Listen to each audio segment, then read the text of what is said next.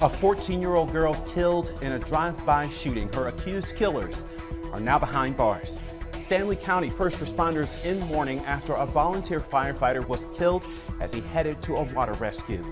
And a historic day for the United States and North Korea. President Donald Trump expected to meet with Kim Jong-un soon. We'll bring you updates throughout the night. Good Monday evening to you. I'm Jonathan Lowe. We've got lots of news to get to you, but let's start with a quick check of tonight's forecast. Chief Meteorologist Jeff Crum standing by in the Weather Center. Jeff?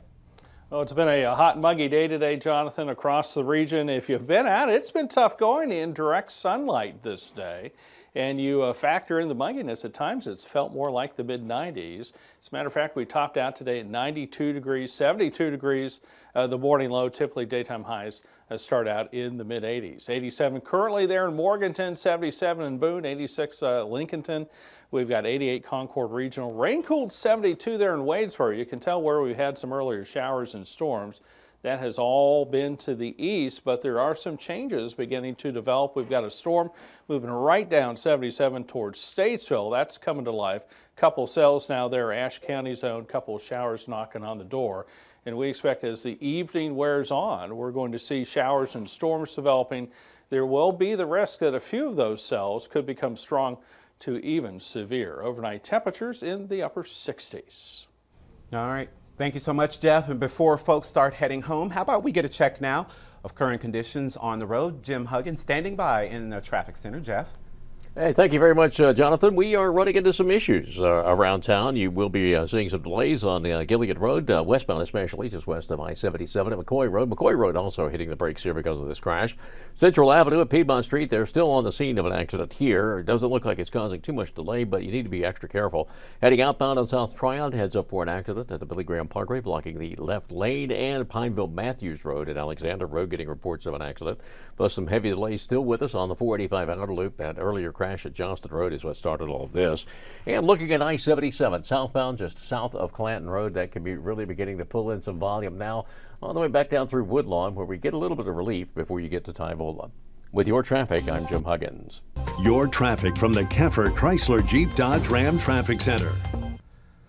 All right, thank you, Jim and Jeff. They will be back in about 10 minutes with another check of your weather and your traffic. A sad day today, however, in Stanley County as the East Side Volunteer Fire Department lost one of their firefighters. Dakota Snavely was killed in a car crash as he headed to a water rescue last night. He was only 17 years old. Spectrum News reporter Courtney Davis has been at that fire department all day. Courtney, no doubt Dakota's fellow first responders are taking this hard.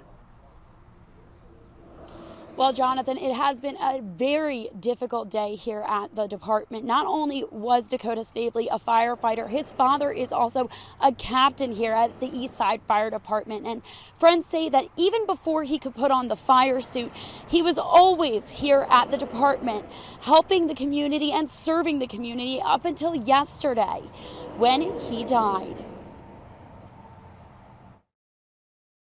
From his helmet to his boots, friends of Dakota Snavely say he loved every minute of being a fireman. He wore an East Side Fire t-shirt pretty much all the time. Chief William Eford says Snavely, who fellow firefighters nicknamed Tank, grew up here at the station. He played baseball. He's a pretty big dude, you know. He could take a hit from a ball pretty good, so that's why we named him Tank. And then when he's in our turnout gear, it's Tank. 3 years ago, Dakota fulfilled a lifelong dream, just like his own father, Captain Jimmy Snavely, putting on a fire suit. That's what our sons did. They grew up in it, and it's what they wanted to always do. So Dakota was in the fire department a long time before he was in the fire department. And when the call came in Sunday for a water rescue, like always, Snavely was on his way. Captain Snavely told him to go ahead and come to the call. And then, of course, he did not show up. Hitting the community and the fire station family hard. I got the call and I was like, are you serious? So I haven't taken it very well, and it hasn't been good. A life dedicated to service. He was always in his turnout gear, ready to train, and he was such an inspiration to me because he was just so young. And to this department, it's more than just a firefighter lost. It's a son, brother, and family member gone too soon. just so into it, and he was our family. He was our family.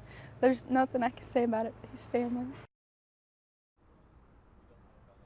And Dakota was only 17 years old. Friends say that he was set to turn 18 years old next week. Now, the fire department will be having people come out here around 7 o'clock this evening, and they're encouraging anyone who wants to come and join them to talk, get some hugs, and have a shoulder to cry on. Reporting in Stanley County, Courtney Davis, Spectrum News.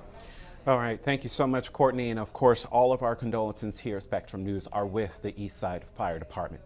Other news we're following here at 5 o'clock. The search continues for the person who shot and killed a man in North Charlotte last night. Police say 54-year-old Adam Truesdale was found in a driveway on Jennings Street. That's just off LaSalle. He died at the hospital. If you have any information about what happened, you can call Crime Stoppers at 704-334-1600. The Rock Hill community in shock tonight after a 14-year-old girl was shot last night while walking with her sister. The Chester County Sheriff's Office says innocent bystander Jada Jones died in a gang-related drive-by shooting. 2 men already arrested and charged in connection with this teen's murder. Spectrum News reporter Alex Peterson is live in Chester County for us tonight. Alex, what do you have?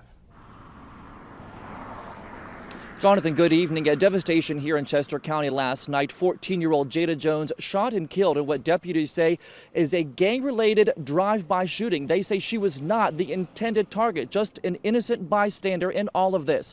Those 2 men arrested, as you mentioned, just had their bond hearings here behind me at the law enforcement complex. No bond was set for either of them. Let's take you into the courtroom now. This is the man who authorities say pulled the trigger. This is 21-year-old Raphael Carter, facing a host of charges. Sheriff Alex Underwood says Carter has been in trouble with the law before. Now the second suspect, Hezekiah Tinsley, 19 years old, charged with accessory after the fact. Arrest warrants reveal that Tinsley helped Carter escape by driving the getaway car. Let's take you to that scene last night on Pinckney Avenue, or Pinckney Road rather. This is around 9:30 when Jada Jones was found unresponsive with a bullet wound to her left arm. The sheriff here in Chester County says despite some naysayers, gangs do exist in this community, and he wants the culture of silence to end. You know, that no snitching is out the window. I mean, if you don't feel safe in your area, but you won't speak up and say what's going on, then we can't do our job. So we work good with the communities. We need them to talk and tell us what's going on because they see what's going on, and we'll handle it from there. And as we mentioned, no bond was set for either Carter or Tinsley in this investigation here at the complex today. Both of those suspects are due back in court in September. Live tonight in Chester County, South Carolina, Alex Peterson, Spectrum News. Thank you so much, Alex. We'll, of course, continue to follow updates in that case as they develop. Stay with Spectrum News tonight because we're going to be following developments out of the government center that could affect your wallet. A city council meeting just got underway where council members are expected to vote soon on the upcoming $2.6 billion budget proposal. It would raise taxes for the first time in 5 years. That would help pay for raises for Charlotte-Mecklenburg police officers, more funding for affordable housing, and a 1-cent tax hike. That tax increase equates to about $25 a year on a $250,000 home. Some of your service fees may also go up. Water and sewer, that's going to increase by nearly $2 a month. Stormwater fees also going up about 75 cents a month. You can expect a live report on that vote from the government center tonight in our 9 o'clock hour.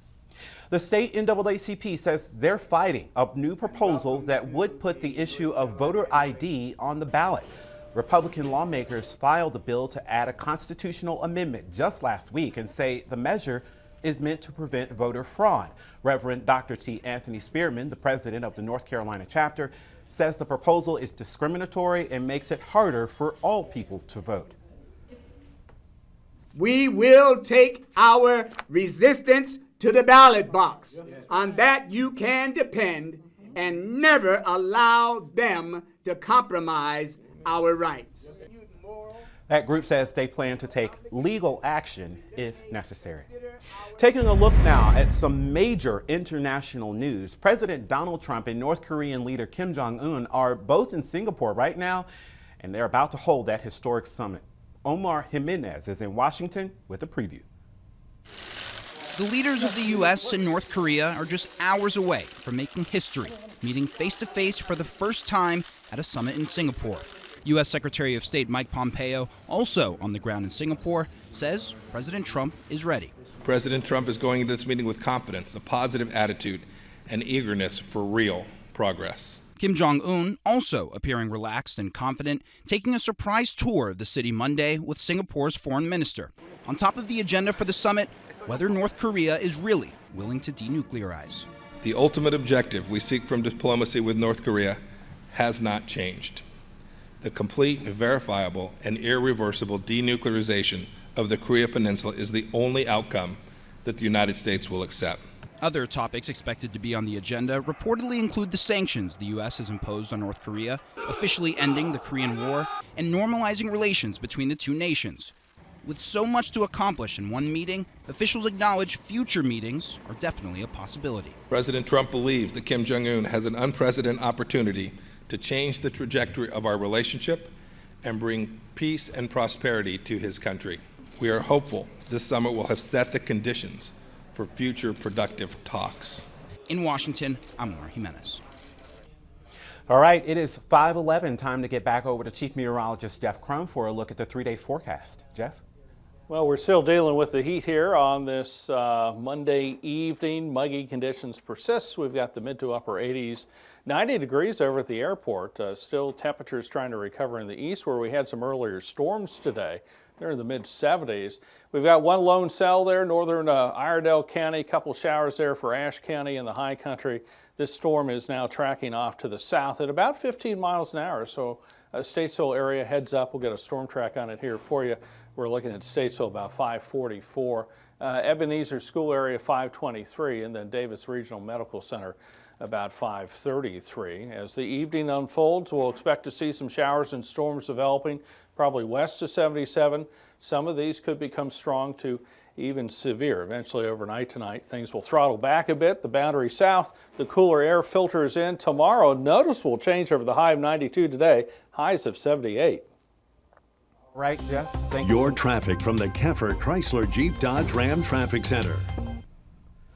All right, Jim Huggins standing by live in the traffic center. How's the road looking, Jim? Well, we're looking at a lot of delays around town this afternoon, Jonathan. We'll start off with this crash up on Gilead Road. Now seeing some eastbound delays as well, but the crash is on the westbound side coming up onto McCoy Road. Dealing with a crash just out of uptown on Central Avenue at Piedmont Street. It should be in the clearing stages, but we're seeing some heavy delays back through East 7th. Look out for this crash. South Tryon Street at the Billy Graham Parkway, blocking the left lane. Billy Graham also backing up because of it. Pineville Matthews Road westbound in the left lane as you come up onto Alexander Road, and still looking at some heavy delays on 485 outer loop around Jocelyn Road, back up through Highway 51. And I-77 southbound now jammed up right around the Woodlawn Billy Graham Parkway area, now through Tyvola, both sides very heavy. With your traffic, I'm Jim Huggins. Jim, thanks so much. Coming up after the break, a new grocery store. It's just days away from opening in Uptown. Plus, around 25 after, we'll tell you about a program helping to feed kids in danger of going hungry this summer. And then in our next half hour, one town in our area no longer picking up recycling. I can't believe we're not going to recycle. I mean, I got bags and bags of hours of recycling. Why this small city issue is now becoming a national and international issue. That's coming up.